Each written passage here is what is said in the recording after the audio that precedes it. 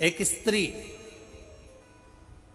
जितने पूरे विश्व में लोग कथा श्रवण कर रहे हैं, देश विदेश में बैठकर भक्त इस पवित्र प्रांगण में बैठकर कथा श्रवण कर रहे हैं, वो अपने भीतर एक उतारिएगा। पुरुष और स्त्री में एक अंतर है। पुरुष जब भगवान के मंदिर में जल चढ़ाता है, जल अगर चढ़ा रहा है तो वह अपने माता पिता, अपने नाना नानी को पार लगाता, दादा दादी को पार लगाता। पर शंकर के मंदिर में अगर कोई स्त्री, कोई नारी, कोई लड़की, कोई कन्या, कोई बेटी, कोई मां, कोई वृद्ध भी अगर शंकर के मंदिर में एक लोटा जल चढ़ा रही है तो वो अपना मायका और अपना ससुराल दोनों की 71 पीढ़ी को पार उतार देती है। और कितना सुंदर कहा माता पार्वती जी ने भगवान शंकर से अमरनाथ की गुफा में प्रश्न करते हुए कहा कि पुरुष भगवान की सेवा में लगे, भजन में लगे, मंत्र उच्चारण में लगे तो उसका फल पुरुष को प्राप्त होता है।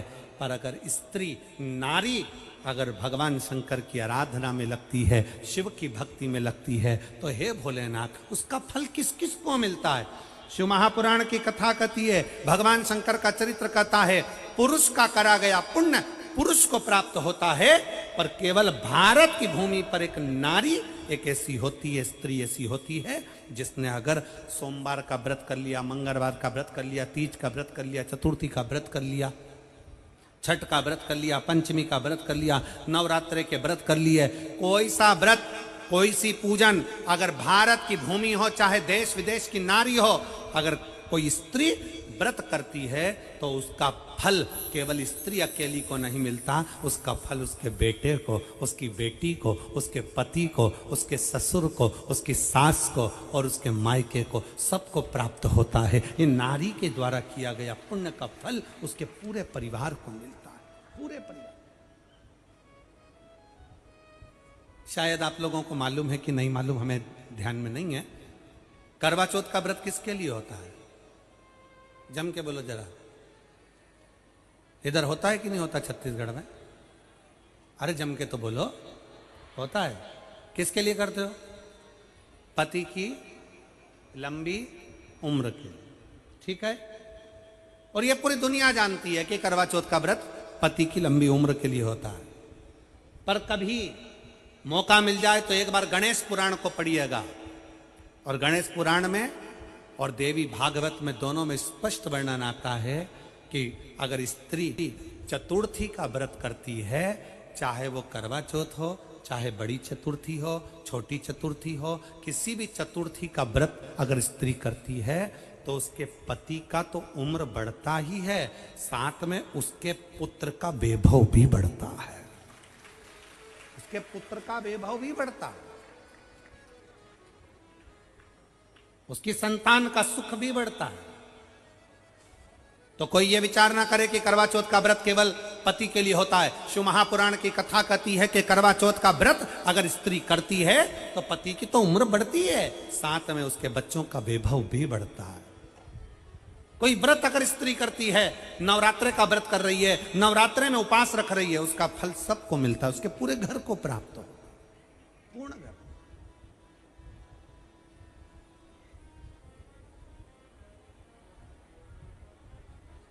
शिव तत्व,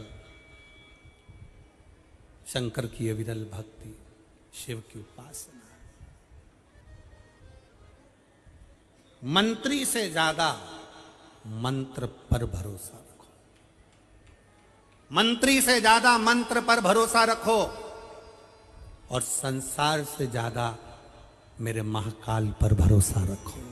तो नहीं मालूम कि गणेश जी कब फ्री रहते हैं? हमने कहा गणेश जी फ्री रहने का केवल एक समय होता है, एक टाइम होता है, एक पल होता है, एक घड़ी होती है। गणेश जी की सबसे पहली जो आरती हो, उस आरती के समय पर अगर धूप बत्ती जलाई जाए या गोबरी को जलाकर उसमें गूगल छोड़ी जाए, और गूगल छोड़ने के बाद गणेश जी का नाम ध्रुम वर्ण कह दिया जाए, तो गणेश जी को तुम्हारे घर की पूजा स्वीकार करना पड़ती है। बस वो समय हम जानते।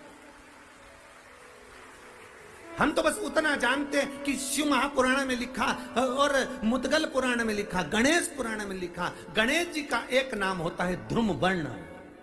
क्या नाम है? ध्रुम वर्ण। गणेश जी का एक नाम होता है।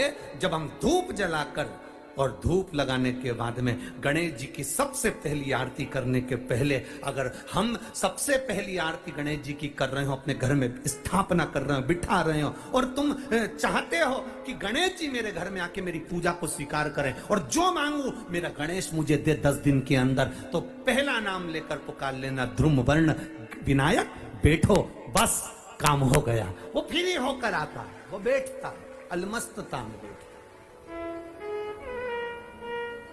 अब वो हमसे पूछे समय क्या है, हमने कहा देखो हमारे को तो मालूम नहीं, बस इतना जरूर जानते हैं कि ध्रुम वर्ण नाम के मेरे विनायक, जो जिनके शरीर से भक्तों के ताप मिटाने के लिए अग्नि तेज निकलता रहता है, जिनके शरीर से धुएं की भांति अग्नि प्रकट होती रहती है।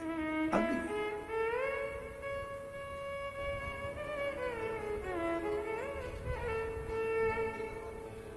हम तो उनको पहचानते हैं जो दुनिया के ताप मिटाने के लिए प्रगटा। उनके शरीर से अग्नि धुआं तेज पुंज प्रकट हुआ। वो ध्रुम वर्ण विनायक साधारण, उसका केवल नाम उच्चारण कर कर भी अगर विराजित किया जाए, वो आया स्वीकार करेगा।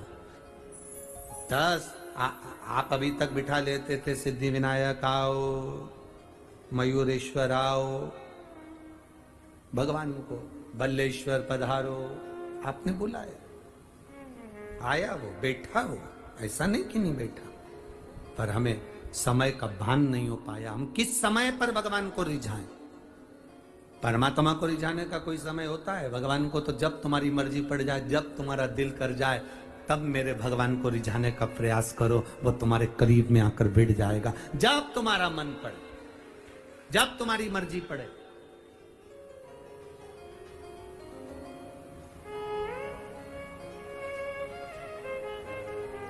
चतुर्थी का जो व्रत करने वाली होती हैं, जो चतुर्थी का पूजन करने वाली होती हैं, उनके भीतर का एक भाव होता है कि जैसे ही शाम का समय आए, चंद्रदेव का पूजन करें, चंद्र जब प्रकट हो जाए, कलश भर लिया, उसके नीचे आखा दाना रख दिया, चावल गेहूं जो भी आप रखते हो पूजन के लिए, ऊपर पात्र आदि रख दिया, जलाशय, फिर अपन ने घी का दिया लगाकर पूजन भी कर ली। तो जो चतुर्थी का पूजन करने वाली होती हैं, जो चतुर्थी का नियम व्रत धारण करने वाली होती हैं, बड़ी बड़ी चतुर्थियां करती हैं या उसका नियम धारण करती हैं, तो चतुर्थी का जो पूजन करती है वो किस चीज के लिए होता है? केवल संतान, पुत्र, परिवार, हमारा कुटुंब, हम जिस कुल में हैं, हमारा कुल वैभव की ओर बढ़े। ओम नमः शिवाय, श्री शिवाय नमस्तुभ्यम।